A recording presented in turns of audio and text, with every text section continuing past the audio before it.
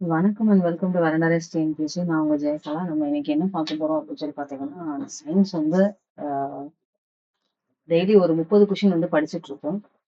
So இன்னைக்கு வந்து பார்த்தீங்க அப்படின்னா, ஒரு ரெக்கார்டட் வீடியோ வந்து மீட் பண்ணுறோம். ஆடியோ கிளியரா இருக்கும், ஸ்க்ரீன் விசிபிளா இருக்கும்னு சொல்லி நம்புறேன். சரிங்களா? ஓகேவா? ஓகே.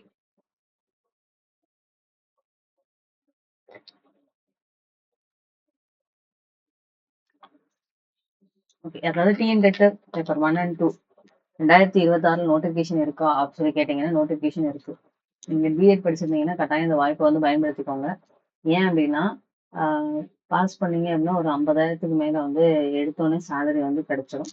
ஸோ வந்து நீங்க வந்து இந்த வாய்ப்பை வந்து பயன்படுத்திக்கோங்க.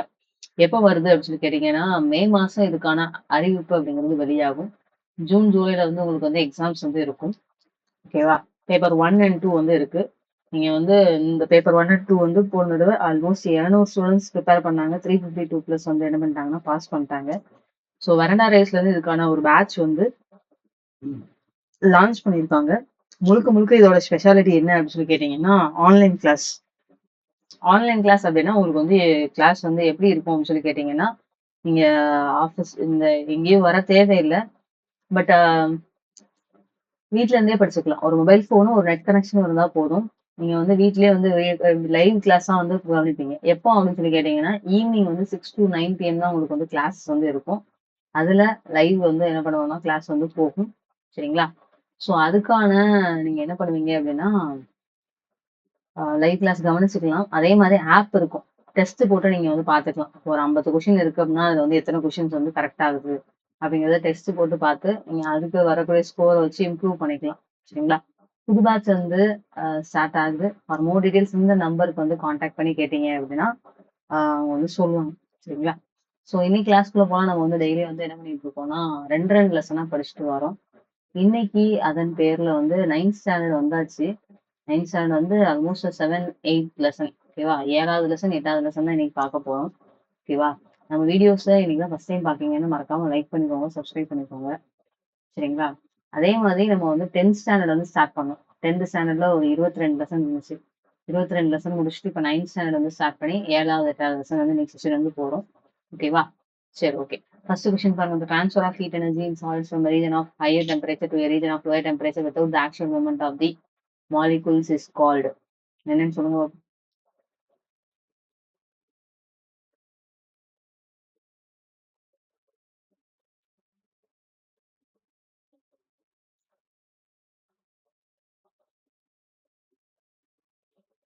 ஆன்சர் வந்து என்னது? The transfer of heat energy in solids from a region of higher temperature to a region of lower temperature without the actual movement of the molecules. அதாவது திடப்பொருட்கள். ஒரு பொருள் வந்து திடமா இருக்கணும். சாலிடா இருக்கணும். ஒரு கரண்டியா இருக்கலாம். சரியா? அதுல வந்து என்ன இருக்கணும்னா, அதிகமா வெப்பநிலை எங்க இருக்கோ, அங்க இருந்து கம்மியான வெப்பநிலை லோ டெம்பரேச்சர் நோக்கி என்ன ஆகுதுன்னா, ஹீட் வந்து டிரான்ஸ்ஃபர் ஆகுது. இப்படி டிரான்ஸ்ஃபர் ஆகுறதுக்கு பேர் என்ன அப்படின்னு சொல்லி கேட்காங்க. ஆன்சர் வந்து என்னதுன்னா கண்டக்ஷன். ஓகேவா? ஏதாவது குழம்பையோ இல்ல ஏதோ ஒரு சாப்பாடோ சுட போட்டுட்டு கரண்டிய உள்ள போட்டோனே என்ன ஆகுதுன்னா, கரண்டில சூடாகுதா? அத பத்தி தான் என்ன சொல்றோம்னா கண்டக்ஷன் வெப்ப கடத்தல் அப்படின்னு சொல்றோம். சரியா? ஸோ 2வது கொஸ்டின் பாருங்க. Which of the following is SI unit of heat? ஓகேவா? வெப்பத்தின் எஸ்ஐ அலகு. டெய்லி ஒரு 30 கொஸ்டின்ஸ் வந்து படிச்சுட்டு இருக்கோம். சரிங்களா? நீங்க வந்து லெசன்ஸ் படிச்சுட்டு டெஸ்ட் போட்டு பாருங்க. அப்படி இல்ல அப்படின்னா, நீங்க வந்து படிக்கல அப்படின்னாலும் வீடியோ வந்து 30 கொஸ்டின் வந்து ஆன்சர் என்ன அப்படிங்கிறத பார்த்துட்டு போயிருங்க. ஓகே. 2வது கொஸ்டின் சொல்லுங்க பார்ப்போம். SI unit of heat. வெப்பத்தின் எஸ்ஐ அலகு என்னதுன்னு சொல்லி கேட்கலாம். வெப்பத்தின் எஸ்ஐ அலகு என்னவா இருக்கும்? ஹீட்டோட எஸ்ஐ யூனிட் என்னது அப்படின்னு சொல்லி கேட்டீங்கன்னா, ஜூல். சரியா? மத்த யூனிட்டும் பார்த்துருவோம். எதோட யூனிட் வந்து கெல்வின் சொல்லி கேட்டீங்கன்னா, டெம்பரேச்சர்ன்னு சொல்லக்கூடிய வெப்பநிலையின் எஸ்ஐ அலகு தான் என்ன சொல்றோம்னா, கெல்வின். சரியா? டெம்பரேச்சர்ன்னு சொல்லக்கூடிய வெப்பநிலையை தான் கெல்வின்னு சொல்லி சொல்றோம். அதே டெம்பரேச்சருக்கு வேற என்னலாம் யூனிட் இருக்குன்னா, செல்சியஸ்ன்னு ஒண்ணு இருக்கு. அப்புறம் இது டிகிரி டிகிரி செல்சியஸ், ஃபாரன்ஹீட் அப்படின்னு சொல்லிட்டு 2 ஸ்கேல் வந்து இருக்கு. இதெல்லாம் டெம்பரேச்சரோட வேற அலகுகள். ஆனா எஸ்ஐ யூனிட்னு கேட்டாங்கன்னா கெல்வின். சரிங்களா? 3வது கொஸ்டின் பாருங்க. In which process is heat is transferred through electromagnetic waves? எந்த முறையில் வெப்ப ஆற்றல் மின்காந்த அலைகளாக பரவுகிறது அப்படின்னு சொல்லி கேட்காங்க. அதாவது ஹீட் வந்து எப்படி எப்படிலாம் டிரான்ஸ்ஃபர் ஆகுது அப்படிங்கக்கூடிய மெத்தட் வந்து கொடுத்துருப்பாங்க. கண்டக்ஷன், கன்வெக்ஷன், ரேடியேஷன் அப்படின்னு சொல்லி கொடுத்துருப்பாங்க. இப்ப இவங்க என்ன கேட்காங்கன்னா, மின்காந்த அலைகளா எப்படி வந்து வெப்பமானது கடத்தப்படுகிறது அப்படின்னு சொல்லி கேட்காங்க. எந்த முறையில வந்து கடத்தப்படுது? கண்டக்ஷன்லயா, கன்வெக்ஷன்லயா, இல்ல ரேடியேஷன்லயா, அப்படின்னு சொல்லி கேட்காங்க. கரெக்டான ஆன்சர் வந்து யோசிங்க.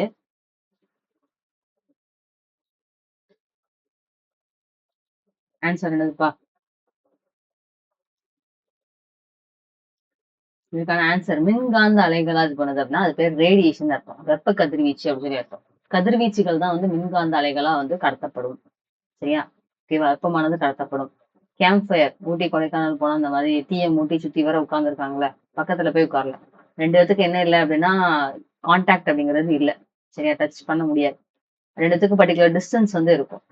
அந்த டிஸ்டன்ஸ்ல அந்த ஹீட் வந்து என்ன ஆகுதுன்னா, இந்த மாதிரி அலைகளா வந்து பரவுது. என்ன அலைகள்னு சொல்லி கேட்டீங்கன்னா, மின்காந்த அலைகள். ஓகேவா? 4வது கொஸ்டின் பாருங்க. The temperature at which a liquid changes in the gaseous state is called. ஒரு திரவம் வாயு நிலைக்கு மாறும் வெப்பநிலை வந்து என்ன ஆகும்? சரியா? அது பேர் என்னதுன்னு சொல்லி கேட்காங்க. அந்த ஒரு வெப்பநிலையில என்ன பண்ணுதுன்னா, தண்ணி இருக்குன்னா ஆவியாயி போயிருது. அந்த அந்த புள்ளிக்கு வந்து என்ன பேரு? அப்படின்னு சொல்லி கேட்கணும். சரியா? ஓகேவா? அந்த டெம்பரேச்சர் என்ன பேரு சொல்லு.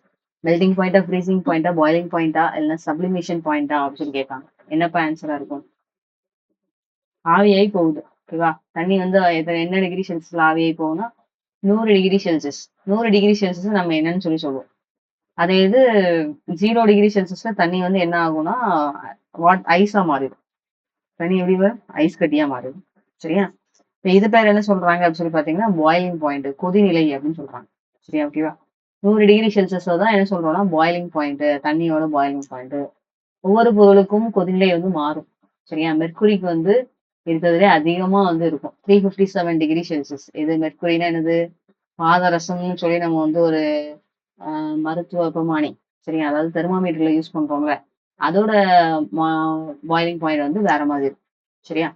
5வது கொஸ்டின் பாருங்க. Which of these is a formula to convert Celsius to Fahrenheit scale? இது ரொம்ப முக்கியமானது. ஒரு ஃபார்முலா குடுத்திருப்பாங்க.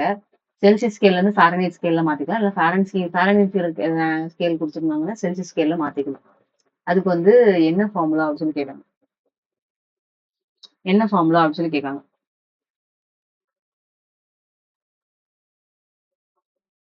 சரி என்ன ஃபார்முலாவா இருக்கும்? 5வது கொஸ்டினுக்கு என்ன ஃபார்முலாவா இருக்கும்? ஆன்சர் வந்து என்னதுன்னா, இதுதான் வந்து கரெக்ட். அதாவது புக்ல வந்து எப்படி குடுத்திருப்பாங்கன்னா, F-32/9 இந்த minus by 9 is equal to C/5ன்னு குடுத்திருப்பாங்க. சரி இந்த ஃபார்முலால போட்டோம்னா, ஒண்ணு செல்சியஸ்ல தெரிஞ்சுச்சுன்னா, அத ஃபாரன்ஹீட்டா மாத்திக்கலாம். இல்ல ஃபாரன்ஹீட் தெரிஞ்சுச்சுன்னா, செல்சியஸா மாத்திக்கலாம். சரியா? ரொம்ப முக்கியமான கொஸ்டின். அதாவது எஸ்ஐ எக்ஸாம்ஸ்லலாம் கேட்டிருக்காங்க. சரிங்களா? ஓகே. 6வது கொஸ்டின் பாருங்க. Land breeze and sea breeze are caused by which mode of heat transfer? நிலக்காற்று மற்றும் கடல் காற்று ஏற்பட காரணமான வெப்ப பரவல் முறை வந்து என்னதுன்னு சொல்லி கேட்காங்க. சரியா? சொல்லுங்க பாப்போம். ஆ நமக்கு வந்து இதுல கூட சொல்லுவாங்க. அதாவது வானிலை அறிக்கை சொல்லும்போது சொல்லுவாங்க. சரியா? ஓகேவா? வானிலை அறிக்கை சொல்லும்போது வளிமண்டலத்துள்ள மேலடுக்கு சுழற்சியில வந்து இந்த மாதிரி காற்று வந்து இது மாறதுனால, அது ஒரு வார்த்தை சொல்லுவாங்க. அத பார்த்தீங்கன்னு சொல்லிடணும். ஆன்சர் வந்து கன்வெக்ஷன் சொல்லக்கூடிய வெப்பச்சலனத்தின் காரணமாக மழை பெய்யுது அப்படின்னு சொல்லுவாங்கல்ல. அது வந்து இதான். சரியா? ஓகேவா? ஓகே. 7வது கொஸ்டின் பாருங்க. Why are gaps left between the rails on a railway track? அதாவது ரயில் தண்டவாளங்களுக்கு இடையே சிறிய இடைவெளி. அதாவது தண்டவாளம் இப்படி இருக்கும். இந்த இடைவெளி கிடையாது. அதாவது இப்படி ஒரு இது இருக்கும். இன்னொரு இது இருக்கும். சரி இன்னொன்னு வந்து இந்த மாதிரி 2வது இப்படி போட்டிருப்பாங்க. அது ஜாயிண்டா தான் போட்டிருப்பாங்க. நடுவுல வந்து ஒரு சின்ன கேப் வந்து இருக்கும். இந்த கேப் வந்து ஏன் விடுறாங்க அப்படின்னு கேட்காங்க. நடுவுல இந்த மாதிரி ஏன் வந்து இப்படி ஒரு பர்ட்டிகுலர் கேப் வந்து விடுறாங்க அப்படின்னு சொல்லி கேட்கறாங்க. ஆன்சர் வந்து என்னது அப்படின்னு சொல்லி பாத்தீங்கன்னா, என்னவா இருக்கும்? என்ன ஆகும் அப்படின்னு சொல்லி பாத்தீங்கன்னா, ஒரு பொருள வந்து ஹீட் பண்ணீங்க அப்படின்னா, அது வந்து விரிவடையும். நார்மலா இவ்வளோ நீளம் இருக்கு அப்படின்னா, அத ஹீட் பண்ணும்போது என்ன ஆகுது அப்படின்னா, இவ்வளோ நீளம் வந்து கொஞ்சம் ஹீட் ஆகுது. சரியா? அதாவது விரிவடையுது, எக்ஸ்பேண்ட் ஆகுது. அப்போ அதனால தான் என்ன பண்றாங்கன்னா, இந்த மாரி கேப் விடுறாங்க. அப்படி கேப் விடலன்னா, ஏன் அப்படின்னா, அதாவது சம்மர் அப்போ. வெயில் காலம் அப்போ என்ன ஆகும்னா, அந்த கேப் வந்து ஜாயிண்ட் ஆயிரும். அப்போ அப்படி விடல அப்படின்னா, அந்த தண்டவாளம் என்ன ஆயிரும்னு சொல்லி பார்த்தீங்கன்னா, ஒண்ணுக்கு மேல ஒண்ணு அப்படியே கொலாப்ஸ் ஆகி நிக்கும். அப்போ வந்து ஈஸியா என்ன ஆயிரும்னா, ட்ரெயின் வந்து ஒழுங்கா போ முடியாது. அதனால குட்டியோண்டு கேப் வந்து விடுவாங்க. அது டெம்பரேச்சர் இன்கிரீஸ் ஆகும்போது விரிவடையும். இது வின்டர் சீசன்ல குளிர்காலத்துல என்ன ஆகும் அப்படின்னு சொல்லி பார்த்தீங்கன்னா, சுருங்கி அதுல சின்ன கேப் வந்து கிடக்கும். அது ஒண்ணும் ஆகாது. சரியா? ஓகேவா? அதாவது இங்க கான்செப்ட் என்ன அப்படின்னா, வெப்பநிலை அதிகரிச்சா டெம்பரேச்சர் இன்கிரீஸ் ஆனுச்சுன்னா விரிவடையும். வெப்பநிலை கம்மியானா டெம்பரேச்சர் டிக்ரீஸ் ஆச்சுன்னா அது வந்து சுருங்கும். சரியா? கான்ட்ராக்ட் ஆகும். ஓகேவா? இதுதான் வந்து கான்செப்ட். ஓகேவா? 8வது கொஸ்டின் பாருங்க. The amount of heat energy required to raise the temperature of 1 kilogram of a substance by 1 degree Celsius or 1 Kelvin is called. ஓரலகு நிறையுள்ள பொருளின் வெப்பநிலையை ஒரு அலகு அல்லது 1 டிகிரி செல்சியஸ் அல்லது 1 கெல்வின் அளவு உயர்த்த தேவையான வெப்ப ஆற்றலின் அளவை வந்து என்னன்னு சொல்லி சொல்றாங்க. The amount of heat energy required to raise the temperature of 1 kg of substance by 1 degree Celsius or 1 Kelvin is called. என்னன்னு சொல்லி கேக்குறாங்க. சொல்லுங்க.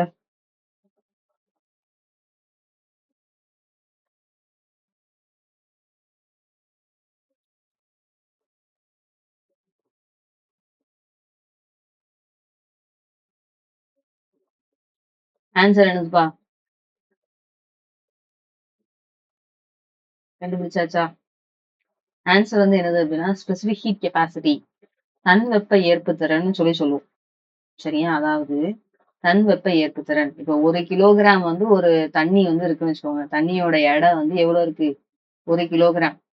தண்ணியோட வெப்பநிலை வந்து எவ்வளவு இருக்குன்னா 99 டிகிரி செல்சியஸா இருக்கு. இது 1 டிகிரி செல்சியஸ் இன்க்ரீஸ் பண்ணணும். அப்போ 100 டிகிரி செல்சியஸ் ஆக்குறதுக்கு எவ்வளவு வந்து வெப்பம் தேவை அப்படிங்கறத சொல்றதுதான் வந்து என்ன சொல்றாங்க? ஸ்பெசிபிக் ஹீட் கெப்பாசிட்டி, தன் வெப்ப ஏற்புத்திறன் அப்படிங்கறது வந்து சொல்றாங்க. சரியா? ஓகேவா? 9வது கொஸ்டின் பாருங்க. What is the value of absolute zero temperature? Absolute zero temperature அதாவது தனிச்சுழி வெப்பநிலையின் மதிப்பு வந்து என்னன்னு சொல்லி கேட்கறாங்க. சொல்லுங்க. அப்சல்யூட் ஜீரோ டெம்பரேச்சரோட வேல்யூ என்னது? அப்சல்யூட் ஜீரோ டெம்பரேச்சரோட வேல்யூ. ஓகேவா? ஆன்சர் என்னதுப்பா? அப்சல்யூட் ஜீரோ டெம்பரேச்சரோட வேல்யூ வந்து -273.15 டிகிரி செல்சியஸ். -273.15 degree Celsius. ஓகேவா? சரி, ஓகே. 10வது கொஸ்டின் பாருங்க. In a hot air balloon, the air inside becomes less dense and rises. This is an example of. சூடான காற்று பலூன்களில் காற்று வெப்பமடைந்து அடர்த்தி குறைந்து மேலே செல்வது எதற்கு உதாரணம் அப்படின்னு சொல்லி கேட்காங்க. எதற்கு உதாரணம்?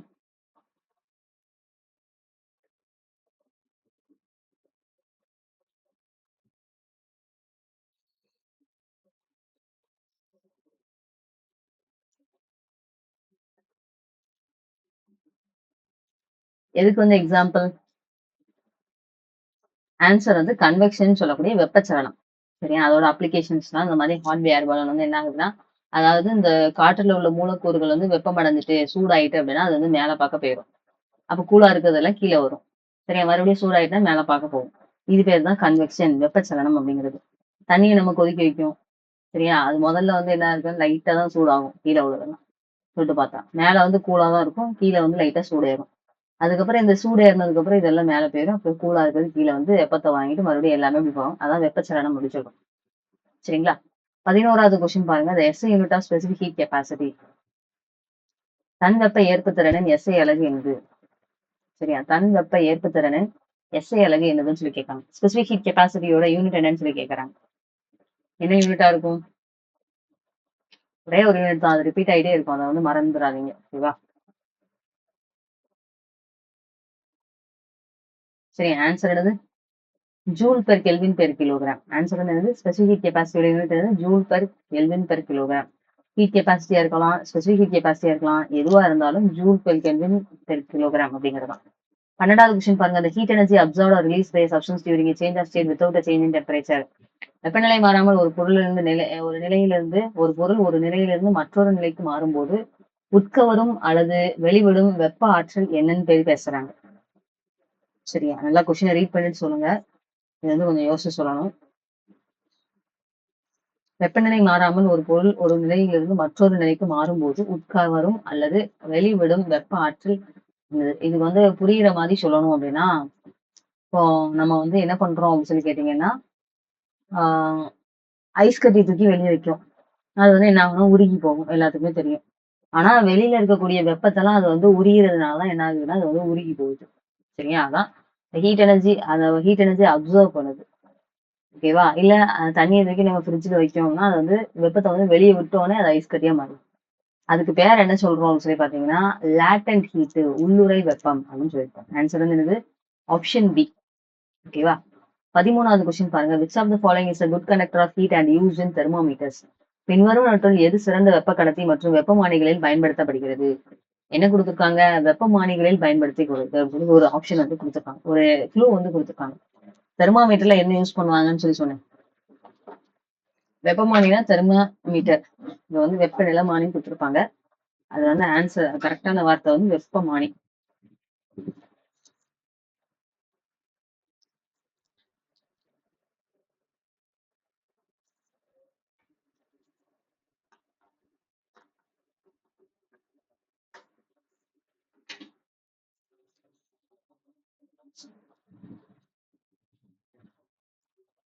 ஆன்சர் ஏவா பியா சியா இல்லையான்னு கமெண்ட் பண்ணுங்க. வாட்டரா, மெர்குரியா, இல்லைன்னா உட்டா, கிளாஸா, என்ன யூஸ் பண்ணியிருப்பாங்க தெர்மாமீட்டர்ல?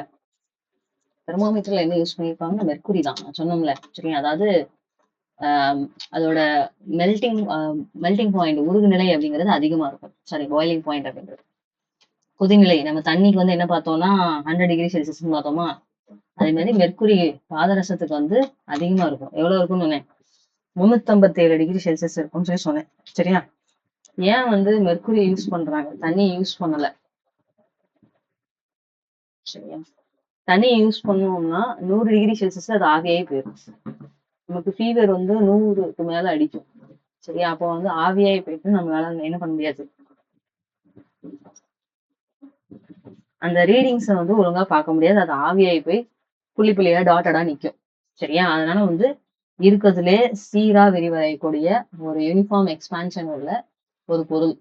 சரியா, அந்த மாதிரி இருக்கிறது தான் யூஸ் பண்ணியிருப்பாங்க.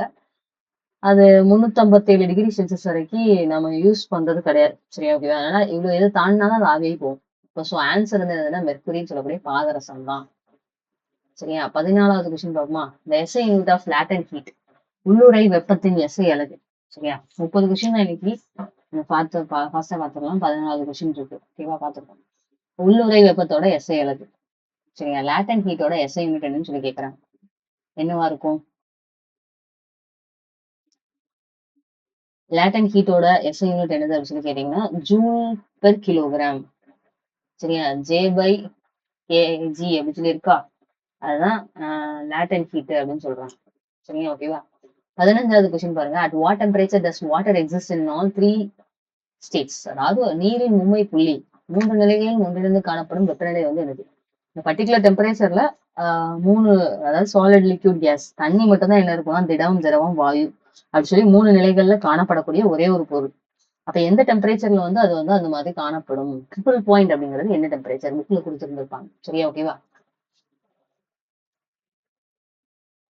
ட்ரிபிள் பாயிண்ட் என்னதுப்பா? ஆன்சர் வந்து என்னது அப்படின்னா 273.16 கெல்வின். இதுக்கான ஆன்சர் என்னது? Option B.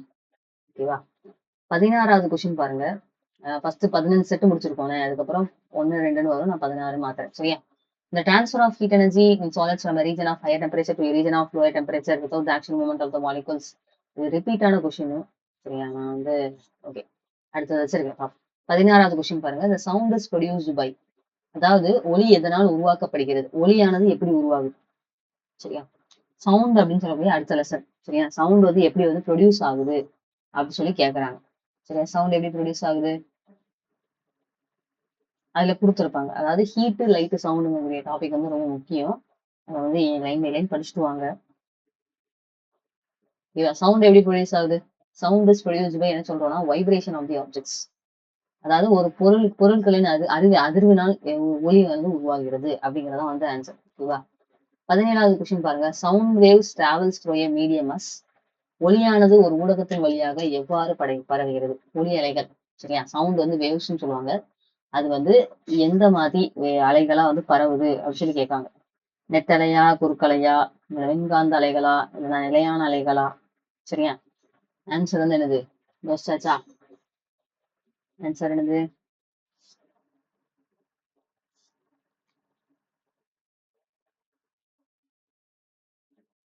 சவுண்ட் வேவ்ஸ் எப்படி டிராவல் ஆகுது? சரியா, அது வந்து என்ன வேவ்க்கு எக்ஸாம்பிள் அப்படின்னு சொல்லி கொடுத்துருப்பாங்க. சரியா, என்ன வேவ்ஸ் வந்து எக்ஸாம்பிள் அப்படின்னு சொல்லி கொடுத்துருப்பாங்க. சரியா, சவுண்ட் வேவ்ஸ் வந்து என்ன சொல்லுவோம்னா லாங்கிடியூடல் வேவ்ஸ்.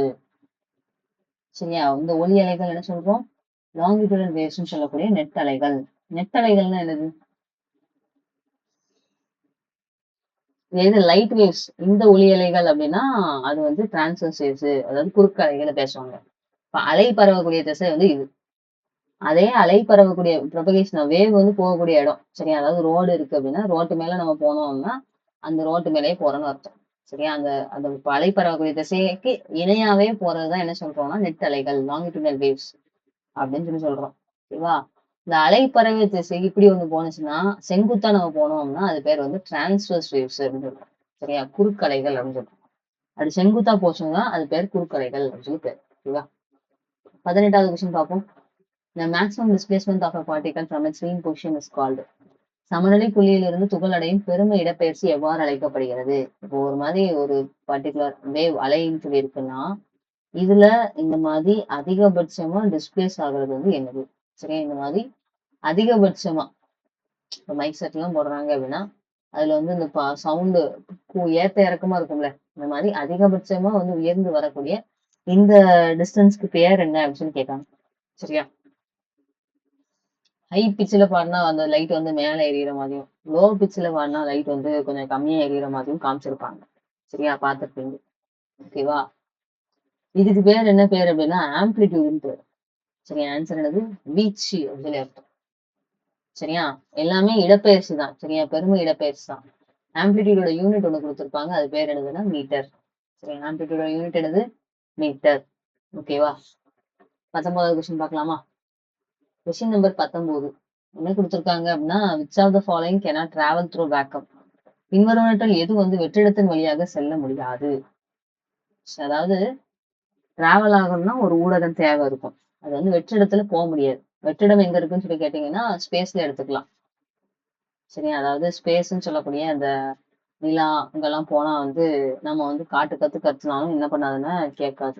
நானே சொல்றேன் ஆன்சரை. சரியா, இதுல வந்து பாத்துக்கோங்க, இதுல சில விஷயங்கள் வந்து தெரிய வேண்டியது இருக்கு. சில விஷயங்கள் வந்து பரவுறதுக்கு வந்து ஊடகம் தேவை. முக்கியமா இங்க வந்து ஒலியை பத்தி படிக்கும், சவுண்ட் வந்து டிராவல் ஆகுறதுக்கு வந்து ஒரு மீடியம் வந்து தேவை. சரியா, அப்படின்னா ஊடகம் என்னதுன்னா நம்மளோட பூமியில வந்து சுத்தி வர வளிமண்டலம் அட்மாஸ்பியர் அப்படிங்கிறது காணப்படுது. சரியா, இந்த அட்மாஸ்பியர் தான் என்ன பண்ணணும்னா அது வழியா டிராவல் ஆகும். சரியா, ஓகேவா, இது சவுண்ட் வந்து டிராவல் ஆகும். அப்ப வெற்றிடம் அப்படின்னா இந்த வளிமண்டலம் சுத்தி வர காத்தே இல்லைன்னா அது பேர் வெற்றிடம். சரியா, நிலாவுக்கு போறாங்க அப்படின்னா ஆக்சிஜன் சிலிண்டர் கட்டிட்டு போறாங்க, அங்க வந்து ஆக்சிஜன் சிலிண்டர் கட்டிட்டு போக முடியாது. ஏன் கட்டிட்டு போகாம இருக்க முடியாது, ஏன் அப்படின்னா அங்க காத்தே இல்லை. சொல்லாட்டி இதை வந்து என்ன சொல்றோம்னா ஒரு ஊடகம் வந்து தேவை. எது பரவ ஊடகமே தேவையில்ல, அதாவது ஊடகமே it does not requires material medium for propagation அப்படின்னு சொல்லி ஒரு இது கொடுத்துருப்பாங்க.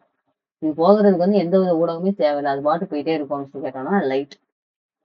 சரியா, இந்த ஒளி என்ன பரவுறதுக்கு என்ன தேவையில்லை அப்படின்னா ஒரு மீடியமே தேவையில்லை. சரியா, அது வந்து யார் இருந்தாலும் இல்லாட்டியும் அது பாட்டுக்கு ஃபாஸ்டா வந்து போகும். இருக்கிறதுலே ரொம்ப வேகமா போறது இந்த லைட்டு தான். லைட்டோட ஸ்பீட் என்னன்னு சொல்லி கேட்டீங்க அப்படின்னா 3 × 10⁸ மீட்டர்/செகண்ட். இதை வந்து நிறைய கொஸ்டின்ஸ்ல வந்து கேட்பாங்க, நான் அடிக்கடி சொல்லிக்கிட்டே இருக்கேன். சரியா, ஓகேவா. ஒளியின் திசை வேகம் அப்படின்னு சொல்லி கேட்டாங்கன்னா அது பேர் வந்து 3 × 10⁸, அதாவது கிட்டத்தட்ட 3 லட்சம் கிலோமீட்டர் ஒரு செகண்டுக்கு. சரியா, அப்ப எவ்வளவு ஃபாஸ்டா போகும்னு பார்த்தோம். இது வந்து எதுக்கும் வெயிட் பண்ணாது, அது பாட்டுக்கு ஸ்ட்ரெயிட் லைன்ல தான் போகும். அதுக்கு வந்து ஒரு ஊடகம் தேவை. சரியா, ஓகேவா. அப்புறம் 20வது கொஸ்டின் பாருங்க, அந்த எஸ்ஐ யூனிட் ஆஃப் ஃப்ரீக்வன்சி, அதிர்வெண்ணின் எஸ்ஐ அலகு என்னது? சரியா, எஸ்ஐ யூனிட் ஆஃப் ஃப்ரீக்வன்சி என்னது? ஃப்ரீக்வன்சியோட எஸ்ஐ யூனிட். சரியா, அதிர்வெண்ணின் எஸ்ஐ அலகு என்னதுப்பா? மீட்டரா, செகண்டா, டெசிபல்லா, இல்லைன்னா ஹர்ட்ஸா அப்படின்னு கேட்டிருக்காங்க. அதிர்வெண் ஃப்ரீக்வன்சியை பத்தி சொல்லணும் அப்படின்னா number of vibrations per second, அதாவது ஒரு வினாடியில் ஏற்படக்கூடிய அதிர்வுகளின் எண்ணிக்கை. நம்பர் ஆஃப் வைப்ரேஷன் ஒரு டெஃபினிஷனே தான். சரியா, ஒரு வினாடியில் ஏற்படக்கூடிய அதிர்வெண்ணின் எண்ணிக்கை தான் ஃப்ரீக்வன்சி. அப்ப NS = 1/t அப்படின்னு சொல்லி மென்ஷன் பண்ணியிருப்பாங்க. என்னன்னு சொல்லியிருப்பாங்க, NS = 1/tன்னு சொல்லி மென்ஷன் பண்ணியிருப்பாங்க. இதுதான் ஃப்ரீக்வன்சியோட யூனிட். இதோட ஃபார்முலா. சரியா, அதாவது அதிர்வெண்ணுக்கும் டைம் பீரியட்னா காலத்துக்கும் வந்து என்ன அலைவு காலத்துக்கும் என்ன இதுன்னா NS = 1/t. ஃப்ரீக்வன்சியோட யூனிட் வந்து ஹெர்ட்ஸ். சரி, ஆன்சர் வந்து ஹெர்ட்ஸ். ஓகேவா. டெசிபல் வந்து எதோட யூனிட் அப்படின்னு சொல்லி கேட்டீங்கன்னா சவுண்டுன்னு சொல்லக்கூடிய ஒலியோட இசை அலகு. சரியா, இதோட யூனிட் வந்து என்னதுன்னா டெசிபல். அப்புறம் டைமுக்கு செகண்ட்னு தெரியும். சரியா, காலத்துக்கு வினாடி, அதே மாதிரி லென்த்துக்கு மீட்டர். சரியா, நீளத்துக்கு மீட்டர். ஓகேவா, இதெல்லாம் வந்து இதோட யூனிட். ஓகே, 21வது கொஸ்டின் பாருங்க. இந்த relationship between velocity, frequency and wave இதுவும் வந்து கொடுத்துருப்பாங்க. ஓகேவா, வெலாசிட்டி அதாவது திசைவேகம், தமிழ்ல கொஷின் தான் இருக்கு, ஆனா ஆன்சர் வந்து ஒண்ணு போலதான் இருக்கும். திசைவேகம், அதிர்வெண், அலைநீளம் ஆகியவற்றுக்கு இடையான தொடர்பு ஃபார்முலா வந்து ஒண்ணு போலதான் இருக்கும். சரியா, வெலாசிட்டி ஃப்ரீக்வன்சி வேவ்லென்த்தோட ரிலேஷன்ஷிப் வந்து என்னது அப்படின்னு கேட்கலாம்.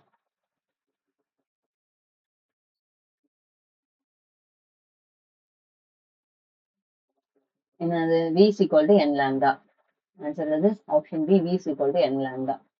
22வது கொஸ்டின் பாருங்க. with which of these medium does sound travel fastest? அதாவது கீழ்கண்டவற்றுள் எந்த எந்த ஊடகத்தின் வழியாக ஒலி வந்து மிக வேகமாக பயணிக்கும். சரியா, அதாவது சவுண்டுக்கு வந்து ஒரு ஊடகம் வந்து கண்டிப்பா தேவை. அது வந்து எந்த ஊடகத்துல வந்து ரொம்ப வேகமா வந்து பரவும்னு சொல்லி கேட்காங்க. காற்றா, இல்லைன்னா வாட்டரா, இல்லைன்னா அலுமினியமா, இல்லைன்னா ஆக்சிஜனா அப்படி கேட்காங்க. ஓகேவா, திடம், திரவம், வாயு. சாலிட், லிக்விட், கேஸ் வெலாசிட்டி வந்து எதுல அதிகமா இருக்கும். சரி, இது ஒரு ரிலேஷன்ஸ். இந்த ரிலேஷனை வந்து கரெக்டா வந்து படிச்சு வச்சுக்கணும். சரி, எதுல அதிகமா இருக்கும்னா சாலிட், லிக்விட், கேஸ் இருக்கிறதுலே அதிகமா வந்து சவுண்ட் வந்து எதுல டிராவல் ஆகும்னா இந்த மாதிரி சாலிட்னு சொல்லக்கூடிய திடப்பொருள் தான் வந்து வேகமா டிராவல் ஆகும். சரியா, சவுண்ட் வந்து என்ன பண்ணும், திடப்பொருள்ல தான் வந்து வேகமா டிராவல் ஆகும். இந்த திடப்பொருள் எங்க இருக்கு அப்படின்னு சொல்லி கேட்டீங்கன்னா அலுமினியம் தான். சரியா, அலுமினியம் தான் இங்க சாலிடு. ஏரும் ஆக்சிஜனும் கேஸ்ல வந்துடும், வாட்டர் வந்து தண்ணியில வந்துடும், லிக்யூட்ல வந்துடும். சரியா, அப்போ எல்லாத்தையும் விட சாலிட்ல தான் வேகமா பரவும். அதுக்கப்புறம் லிக்விடு, அதுக்கப்புறம் கேஸ். ஏன் அப்படின்னா அதோட அணுக்கள் ஆட்டம்ஸ் வந்து அரேஞ்ச் ஆயிருக்கக்கூடிய சாலிட்ல வந்து பக்கத்துல நெருக்கமா இருக்கும், லிக்யூட்ல வந்து கொஞ்சம் கலக்கமா இருக்கும். சரியா, கேஸ்ல வந்து ரொம்ப தள்ளி தள்ளி இருக்கும். சரியா, அதான் வந்து விஷயம். 23வது கொஸ்டின் பார்க்கலாமா. The audible range of sound for the human ear. மனுஷனுக்கு கேட்கக்கூடிய சவுண்ட் கேட்கா இது வந்து எந்த ஃப்ரீக்வன்சி ரேஞ்ச்ல வந்து இருக்கும் அப்படின்னு சொல்லி கேட்கறாங்க. சரியா, மனுஷனுக்கு கேட்கக்கூடிய சவுண்ட் இப்ப நான் பேசும்போது உங்களுக்கு கேக்குதா? சில சவுண்டு கேட்காது. சுனாமி வர்றது கேட்காது, பூகம்பம் வரும்போது கேட்காது.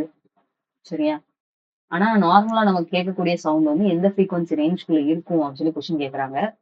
எந்த ஃப்ரீக்வன்சி ரேஞ்ச்குள்ள இருக்கும்? இது வந்து ஈஸியா சொல்லிடலாம். சரியா, ஆன்சர் வந்து என்னது, 20ல இருந்து 20,000 ஹெர்ட்ஸ் வரைக்கும் தான் கேட்கும். அதுக்கு கீழே இருந்தாலும் கேட்காது, மேல இருந்தாலும் கேட்காது. சரியா, ஓகேவா, 20ல இருந்து 20,000 ஹெர்ட்ஸ் வரைக்கும் தான் கேட்கும் மனுஷனுக்கு. சரியா, ஹெர்ட்ஸ் வந்து எதோட யூனிட்னு பார்த்தோம், ஃப்ரீக்வன்சின்னு சொல்லக்கூடிய அதிர்வெண்ணோட அளவு. சரியா, 24வது கொஸ்டின் பாருங்க. Sound waves with frequency higher than 20,000 hertz.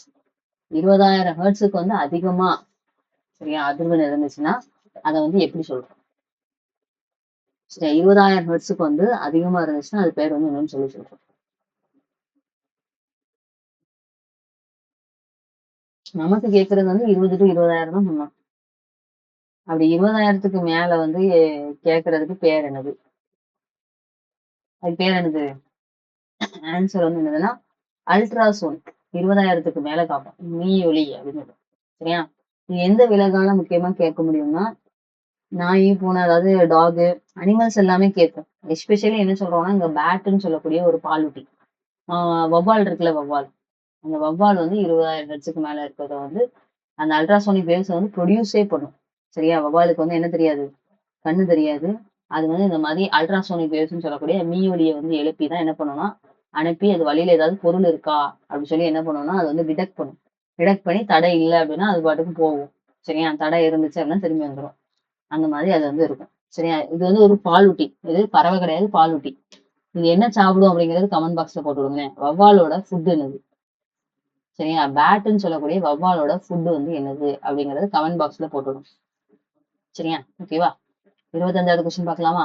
To hear and distinct echo the minimum time interval between the original sound and the reflected sound must be. அதாவது எக்கோன்னு சொல்லக்கூடிய நமக்கு எதிரொலி கேக்குதா, தெளிவாக கேள, மூல ஒலிக்கும் எதிரொலிக்கும் இடையே இருக்கக்கூடிய அந்த நம்ம எழுப்பும் போது ஒரு ஒலி, அது ரிட்டர்ன் ஆகும்போது வரக்கூடிய ஒலி, இது ரெண்டுத்துக்கும் இருக்கக்கூடிய இடைப்பட்ட கால அளவு வந்து என்னதுன்னு சொல்லி கேட்கறேன். சொல்லுங்க, இடைப்பட்ட கால அளவு எவ்வளவு நேரம் வந்து ஆகும்?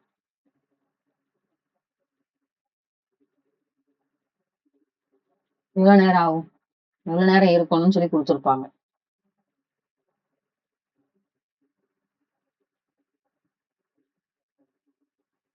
சரியா, கால அளவு என்னது? ஆன்சர் வந்து என்னதுன்னா 0.1 செகண்ட். சரியா, 0.1 செகண்ட் அவ்வளவுதான். ஓகேவா, அதே இது இப்ப மனுஷன் இங்க இருக்கான். மனுஷன் வந்து ஒரு நமக்கு தெரியும், ஒரு வெத்து ரூம். சரி, எம்டியான ரூம்ல வந்து நம்ம கத்தணும்னா எக்கோ கேட்கும். அதுக்கு வந்து எக்கோ கேட்கணும்னா ஒரு மினிமம் நமக்கும் அந்த சுவத்துக்கும் ஒரு மினிமமா ஒரு டிஸ்டன்ஸ் வந்து இருக்கணும். அந்த டிஸ்டன்ஸ் வந்து மினிமமா எவ்வளவு இருக்கணும் அப்படின்னு சொல்லி கேட்டிருப்பாங்க. சரி, கொடுத்துருப்பாங்க, சொல்லுங்க, நான் கொஸ்டின் கேட்கிறேன். எக்கோ கேட்கணும்னா நமக்கும் அந்த செவுத்துக்கும் வந்து மினிமமா எவ்வளவு டிஸ்டன்ஸ் வந்து இருக்கணும். சரியா? இதெல்லாம் வந்து கேட்டிருக்காங்க ப்ரீவியஸ் இயர் கொஸ்டின்ஸ். ஓகேவா? மினிமமா எவ்வளவு இருக்கணும்? மினிமமா 17.2 மீட்டர். சரியா? அதாவது கரெக்டா சொல்லணும்னா 17.2 மீட்டர். அத சும்மா தோராயமா சொல்லணும்னா 17 மீட்டர் இருக்கணும் அப்படிங்கிறத சொல்லியிருக்காங்க. எக்கோ கேட்கணும்னா. நம்ம காதுல அந்த சவுண்ட் கேட்கறது வந்து 0.1 செகண்ட்ஸ் தான் நிலைக்கும். சரியா? நிக்கும். ஓகேவா? அடுத்தாப்புல 26வது கொஸ்டின் முன்னுக்கூட்டி இன்னொன்னு சொல்லிட்டு வரேன். இப்ப நம்ம வந்து இந்த மனுஷன் வந்து கேட்கக்கூடிய ரேஞ்ச் வந்து 20ல இருந்து 20,000 ஹெர்ட்ஸ்ன்னு பார்த்தோம். 20,000க்கு மேல இருந்துச்சுன்னா அது பேர் வந்து அல்ட்ராசோனிக்ஸ், மீயொலி அப்படி சொல்லி பார்த்தோமா? என்ன பார்த்தோம்? அல்ட்ராசோனிக்ஸ், மீயொலி அப்படி சொல்லி பார்த்தோமா? இதே இது 20க்கு கீழ இருந்துச்சுன்னா அது பேர் வந்து இன்ஃப்ராசோனிக். என்ன பேரு? இன்ஃப்ராசோனிக்ஸ். அதுக்கு பேர் என்னதுன்னா குற்றொலி அப்படின்னு சொல்லி பேர். என்ன பேரு? குற்றொலி அப்படின்னு சொல்லி பேர். சரியா? ஓகேவா? ஓகேவா? சரி, ஓகே. அல்ட்ராசோனிக் வந்து பேட், மத்த விலங்கு. இன்ஃப்ராசோனிக் வந்து மத்த விலங்குகள் எல்லாமே. டாக், டால்பின் இந்த மாதிரி எல்லா விலங்குகளா இருக்கோ அதெல்லாம் கேட்கும். இதனாலதான் ஒரு பூகம்பமோ இல்லைன்னா சுனாமியோ ஏதோ ஒரு பேரிடர் வரும்போது அந்த விலங்குகள் தான் முதல்ல வந்து என்ன பண்ணிருமா, இடத்த காலி பண்ணிட்டு போயிருமா. சரியா? Okay. Sonar is primarily used to. Sonar கருவி முதன்மையாக எதற்கு பயன்படுகிறது அப்படின்னு கேட்காங்க. சோனாரோட ஃபுல் ஃபார்ம் அதுல தெரியணும்பா.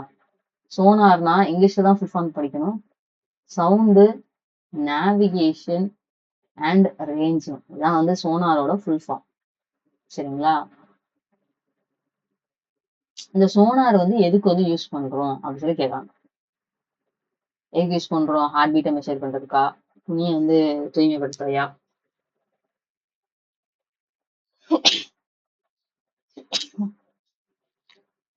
கடலோட ஆழத்தை வந்து கண்டுபிடிக்கியா? இல்லைன்னா சவுண்ட் ஒலியின் அளவை வந்து அதிகரிக்கவா? சரி, எதுக்கு பயன்படுத்துறோம்? சோனார் வந்து எதுக்கு பயன்படுத்துவாங்கன்னா find the depth of the ocean. சரியா? கடலோட ஆழத்தை வந்து கண்டறியறதுக்கு தான் சோனார் வந்து பயன்படுத்துறாங்க. சரியா? சரி, ஓகே. எப்படி பயன்படுத்துறாங்க அப்படின்னா இந்த கடல்ல இப்படி பெரிய கப்பல் போகும்போது அது வந்து கொஞ்சம் கீழே இறங்கி போகும். டைட்டானிக் கப்பல்லாம் போகும்போது இந்த மாதிரி இருக்கும். அப்போ என்ன பண்ணுவாங்கன்னா இந்த மாதிரி சோனார் அப்படின்னா ஒரு கருவி வந்து வச்சிருப்பாங்கன்னு வச்சுக்கோங்க. அந்த சவுண்ட் வந்து என்ன பண்ணும்னா அனுப்பும். ஓகேவா? அதாவது ரிசீவர் ஒன்று இருக்கும், டிரான்ஸ்மிட்டர் ஒன்று இருக்கும்.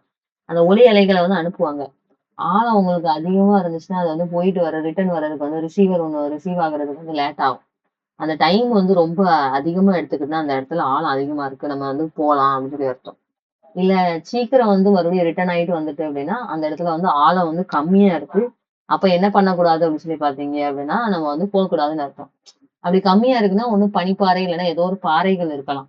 சரியா? அப்ப ஆழம் அதிகமா இருக்கா, ஆழம் கம்மியா இருந்துச்சுன்னா ஒரு பெரிய கப்பல் வந்து இந்த அளவுக்கு என்ன பண்ணணும், தண்ணியில மூழ்கிதான் இருக்கும். அப்படி இருக்கும்போது தட்டி வந்து என்ன ஆயிரும், உடஞ்சிடும். இதான் வந்து சோனார். சரியா? அப்ப கடலோட ஆழத்தை வந்து கணக்கிடுறதுக்கு சோனார் பயன்படுத்துறாங்க. ரேடாரோட ஃபுல் ஃபார்ம் என்னது? சரியா? ரேடார் வந்து எதுக்கு பயன்படுத்துறாங்கங்கிறத கமெண்ட் பாக்ஸ்ல போட்டு விடுங்க.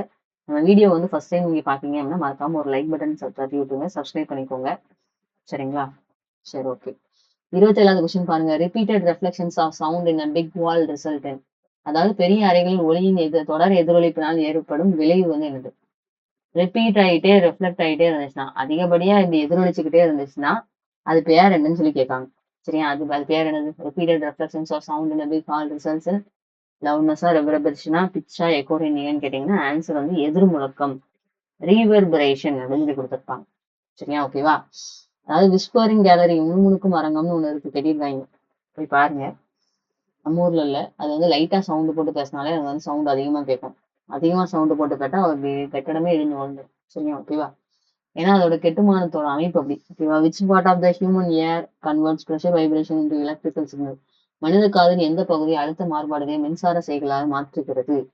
இது ஒரு வித்தியாசமான கொஸ்டினா இருக்கு. சரி, பார்ப்போம். அதாவது மனிதனோட காதுல எந்த பகுதி வந்து பிரஷர் வேரியேஷன்ஸை எலக்ட்ரிக்கல் சிக்னல்ஸா மாத்துது அப்படின்னு கேட்காங்க. எந்த பகுதியா இருக்கும்? காதுன்னு வந்துட்டாலே அந்த ஸ்ட்ரக்சர் ஆஃப் ஹியூமன் ஏர்ன்னு வந்துட்டாலே ஸ்கிப் பண்ணிட்டு போயிருவோம். சரி, அதுல பெருசா கொஸ்டின் கேட்கறது இல்லை. ஆனா இது வந்து புதுசா இருக்கு, நல்லா இருக்கு கொஸ்டின். சரி, ஆன்சர் வந்து என்னது? ஆன்சர் வந்து என்னதுன்னா காக்லியா. சரி, ஆன்சர் வந்து ஆப்ஷன் சின்னு சொல்லக்கூடிய காக்லியா. சரியா? இந்த காக்லியா தான் என்ன பண்ணுதுன்னா அந்த பிரஷர் வேரியேஷன்ஸ் அழுத்த மாறுபாடுகளை மின்சார செய்களா மாற்றுது. சரியா? அந்த வெளியே வந்து காது நம்ம பிடிச்சு பார்ப்போம்னா அதுதான் பின்னா. சரியா? சரி, ஓகே. அதுக்கப்புறம் அந்த loudness of the sound depends on its. ஒலியின் உரப்பு எதை சார்ந்தது அப்படின்னு சொல்லி கேட்காங்க. சரி, அந்த loudness of the sound depends on its. ஒலியின் உரப்பு எதை சார்ந்தது அப்படின்னு சொல்லி கொஸ்டின் கேட்கறாங்க. ஆன்சர் சொல்லுங்க. ஆம்ப்ளிடியூடா, வேவ் லென்த்தா, ஃப்ரீக்வன்சியா, ஸ்பீடா அப்படின்னு சொல்லி கேட்டீங்கன்னா, ஆன்சர் வந்து எதை பொறுத்து அப்படின்னு சொல்லி கேட்டீங்கன்னா, ஆம்ப்ளிடியூட பொறுத்து தான்.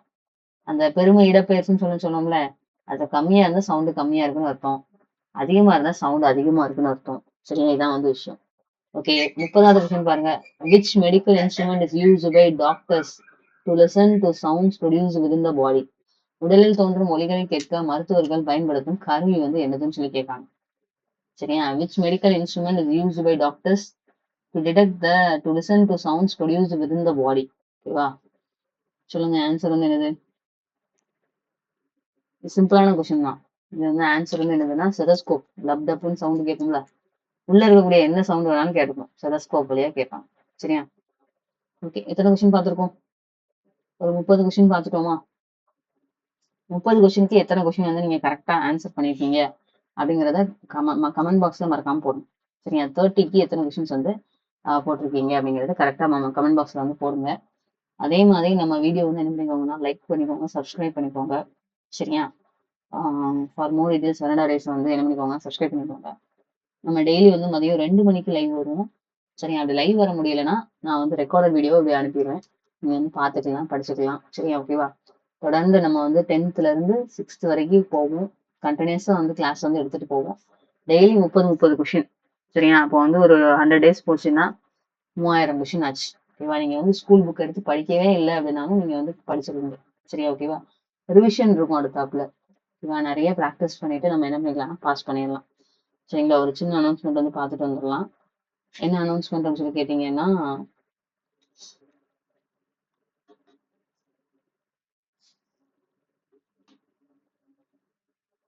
டிஎன்பிஎஸ்சி 2026க்கான ஆனுவல் பிளானர் வந்து விட்டுட்டாங்கன்னு சொல்லி நம்ம எல்லாத்துக்குமே தெரியும். இந்த டிஎன்பிஎஸ்சி வந்து குரூப் 2, குரூப் 4, குரூப் 1 எக்ஸாம்ஸ் எல்லாம் வந்து கண்டக்ட் பண்ண போறாங்க. ஃபர்ஸ்ட் அட்டெம்ப்ட்ல நீங்க வந்து கிளியர் பண்ணணும் அப்படின்னா ஒரு 6 மாசமாவது நல்லா படிக்கணும். சரியா, 6 மந்த்ஸாவது நல்லா ப்ரிப்பரேஷன் வந்து போடணும்.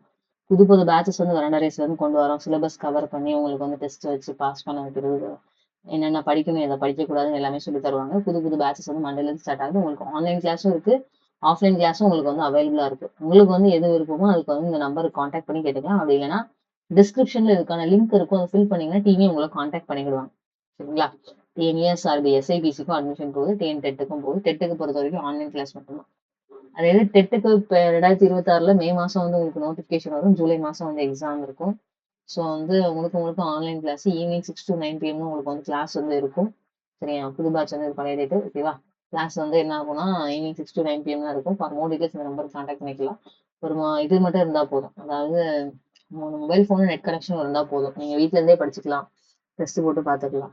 ஆல் ஓவர் தமிழ்நாட்டில் வெரண்டா ரேஸோட பிரான்ச் வந்து ஒரு 28 பிரான்ச் இருக்கு. ஸோ உங்களோட நியர்பை பிரான்ச்சஸ் வந்து நீங்க வந்து பார்த்துக்கோங்க. ஃபார் மோர் டீடைல்ஸ் இந்த நம்பருக்கு கான்டாக்ட் பண்ணி கேட்டுக்கோங்க. சரிங்களா, அதே மாதிரி இப்போ வந்து அலைஞ்சிருந்து படிக்க முடியல, எனக்கு ஹாஸ்டல் ஃபெசிலிட்டியோட இருக்கா அப்படின்னு சொல்லி கேட்டீங்கன்னா, ரொம்ப தூரத்துல இருந்து வரேன் அப்படின்னா டிஎன்பிஎஸ்சிக்கான அட்மிஷன் வெரண்டா ரேஸ்ல வந்து ஹாஸ்டல் ஃபெசிலிட்டியோட ஒரு காலேஜ்ல ஒரு ஹாஸ்டல் இருக்கும். அங்க உள்ள கேம்பஸ் வந்து வெரண்டா ரேஸோட பிரான்ச் வந்து இருக்கும். நீங்க வந்து இப்போ அங்கேயே ஃபுட் வந்து ப்ரொவைட் பண்ணிடுவாங்க. அவங்க தங்கிக்கலாம், படிச்சுக்கலாம். சரிங்களா, ஓகே. புது பேட்ச் வந்து மண்டேல இருந்து ஸ்டார்ட் பண்ணி கொண்டு போறாங்க. எங்க அட்மிஷன் போகுது அப்படின்னா சேலம் பிரான்ச்ல போகுது. ஃபார் மோர் டீடைல்ஸ் இந்த நம்பர் கான்டாக்ட் பண்ணி கேட்டீங்கன்னா அவங்க வந்து மற்ற டீடைல்ஸ்லாம் வந்து சொல்லுவாங்க. சரியா, ஓகேவா. சரி, ஓகே. அதே மாதிரி டிஎன்பிஎஸ்சி படிக்கக்கூடிய ஹவுஸ் ஒய்ஃப்ஸ், ஓகேவா, வீட்ல இருந்தே படிக்கீங்க அப்படின்னா உங்களுக்காண்டி ஃபுல் டே எல்லாம் என்னால படிக்க முடியாது. சரிங்களா, 3 மணி நேரம் 4 மணி நேரம்லாம் கிளாஸ் அட்டன் பண்ண முடியாது, ஒரு நாள் ஃபுல்லா என்னால ஸ்பெண்ட் பண்ண முடியாது அப்படின்னா உங்களுக்கான பேட்ச் தான் தலைவி பேட்ச்னு சொல்லி ஒன்று இன்ட்ரடியூஸ் பண்ணியிருக்காங்க வெரண்டா ரேஸ் பொறுத்த வரைக்கும். ஓகே, தலைவி பேட்ச்னா என்ன அப்படின்னு சொல்லி கேட்டீங்க அப்படின்னா எக்ஸ்க்ளூசிவ் ஃபார் விமென்ஸுக்கு தான். சரி, ஹவுஸ் ஒய்ஃப்காண்டி தான். ஓகேவா, டெய்லி வந்து 2 மணி நேரம் கிளாஸ் உங்களுக்கு. மொத்தம் வந்து 120 நாட்கள் வந்து செஷன். ஓகேவா, 105 கிளாஸ் வந்து கொண்டு போவாங்க. வாரத்துல 2 நாள் 2 மணி நேரம் என்ன இருக்கும்னா ரிவிஷன் மென்டாசேஷன்லாம் இருக்கும். சரி, அந்த வாரத்துல நீங்க என்ன படிச்சீங்க ரிவிஷன் பண்ணுவாங்க. அதுல நீங்க எதுல வந்து ஸ்ட்ராங்கா இருக்கீங்க, எதுல வீக்கா இருக்கீங்க அப்படிங்கறத உங்களுக்கு வந்து கைட் பண்ணுவாங்க. ஃபுல் அண்ட் ஃபுல் வந்து ஸ்டூடெண்ட்ஸ் எல்லாருமே விமன் மட்டும் தான் இருப்பாங்க. சேர்ந்தீங்க அப்படின்னா 12 புக்கு, டெஸ்ட், 2500 ரிவிஷனு, 78 ஒன்லைன். ஒன்லைனர்னா ஒரு ஷார்ட்டா வந்து ஒரு லெசன்ல இருக்கக்கூடிய முக்கியமான பாயிண்ட்டை வந்து கருத்துக்கள் வந்து கொடுத்து வச்சிருப்பாங்க. இந்த பேட்ச்ல வந்து ஜாயின் பண்ணீங்க அப்படின்னா ஜாயின் பண்ணணும் அப்படின்னா டிஸ்கிரிப்ஷன்ல லிங்க் இருக்கும். அந்த வீடியோ கீழே வந்து ரீட் மோர்னு இருக்கும். அந்த ரீட் மோரை கிளிக் பண்ணீங்க அப்படின்னா அதில் வந்து லிங்க் வந்து இருக்கும். அதை ஃபில் பண்ணி டீமே காண்டாக்ட் பண்ணிக்கோங்க. ஸோ வந்து யூஸ் பண்ணிக்கோங்க டிஎன்பிஎஸ்சி படிக்கக்கூடிய ஆஸ்பிரன்ஸ். ஓகேவா? சரி, ஓகே. வேற ஏதாவது டவுட் இருந்துச்சுன்னா நீங்க வந்து கமெண்ட் பாக்ஸ்ல கமெண்ட் பண்ணலாம். சரியா? நம்ம வந்து இன்னைக்கு என்ன முடிச்சிருக்கோம் சொல்லி பார்த்தீங்கன்னா 9th ஸ்டாண்டர்ட் லெசன் 7ம் 8ம் கம்ப்ளீட் பண்ணியாச்சு. ஓகேவா? 9th ஸ்டாண்டர்ட் வந்து 7வது லெசன் 8வது லெசன் முடிச்சாச்சு. சண்டே லைவ் வருவேன். சரியா? சண்டே லைவ் 3 மணிக்கு. சரியா? 3 PM வந்து வருவேன். ஓகேவா? நீங்க என்ன படிக்கணும்னா லெசன் 1 to 8 9th ஸ்டாண்டர்ட். ஓகேவா? 9th ஸ்டாண்டர்ட் பிசிக்ஸ் 9 லெசன் முடிக்கணும். நம்ம 8 லெசன் வரைக்கும் முடிச்சிருக்கோம். சரியா? ஓகேவா? Physics 9th standard. ஓகேவா? 1 to ஃபர்ஸ்ட் 1வது லெசன்ல இருந்து 8வது லெசன் வரைக்கும் சண்டே வந்து லைவ். ஓகேவா? ரிவிஷன். ஓகேவா? 10th இன்னும் ரிவைஸ் பண்ணல நம்ம. 10th நான் ஒரு நாள் வந்து ஸ்பெண்ட் பண்ணி கொடுப்பேன். சரியா? மறந்துடும். பட் ஆனால் ஸ்பெண்ட் பண்றேன். ஓகேவா? பாப்போம். சண்டே வந்து லைவ் பார்ப்போம். ஸோ மறக்காம லைக் பண்ணிக்கோங்க, சேனல் சப்ஸ்கிரைப் பண்ணிக்கோங்க. அடுத்த வீடியோல வந்து உங்களை சந்திக்கிறேன். வேற ஏதாவது டவுட் இருந்துச்சு அப்படின்னா கமெண்ட் பாக்ஸ்ல நீங்க சொல்லலாம். சரிங்களா? சரி, இன்னைக்கு கிளாஸ் வந்து கம்ப்ளீட் பண்ணிக்கலாம். நாளைக்கு படிச்சுட்டு வந்துருங்க. ரிவிஷன் மறக்காம வந்துருங்க. ஓகேவா? வேற ஏதாவது டவுட் இருந்துச்சுனாலும் நீங்க கமெண்ட் போட்டுருங்க. தேங்க்யூ.